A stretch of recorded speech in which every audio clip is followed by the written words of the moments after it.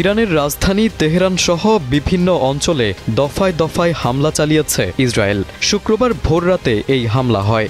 Israel প্রতিরক্ষা বাহিনী দাবি করেছে, ইরানের শতাধিক লক্ষ্যবস্তুতে হামলা চালাতে তারা ২০০ যুদ্ধবিমান ব্যবহার করেছে। এসব যুদ্ধবিমান থেকে ৩৩০টি গোলা নিক্ষেপ করা হয়েছে।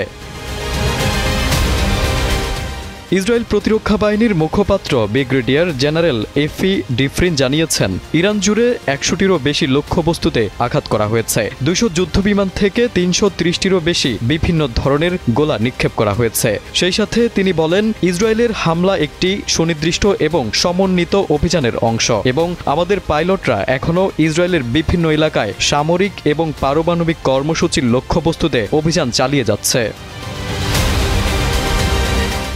অন্যদিকে ভয়াবহ এই হামলার পর ইসরায়েলে পাল্টা হামলা শুরু করেছে ইরান। দেশটি ইসরায়েলের বিভিন্ন স্থাপনা লক্ষ্য করে শতাধিক ড্রোন নিক্ষেপ করেছে।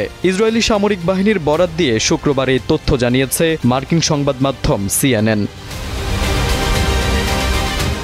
অন্যদিকে ইরানে হামলার বিষয়ে ইসরায়েলের প্রধানমন্ত্রী বেনিয়ামিন নেতানিয়াহু বলেছেন, তেহরান থেকে প্রায় ২২৫ কিলোমিটার দক্ষিণে নাতানজ শহরে অবস্থিত ইরানের প্রধান পারমাণবিক সমৃদ্ধকরণ কেন্দ্র হামলা চালিয়েছে তারা। ইরানে যেসব বিজ্ঞানী দেশটির জন্য বোমা তৈরির কাজে যুক্ত ছিলেন তাদের লক্ষ্য করে এ হামলা চালানো হয়। তিনি আরও বলেন, যতদিন প্রয়োজন ততদিন এমন হামলা চলবে। তারেক আজিজ, সময়ের আলো।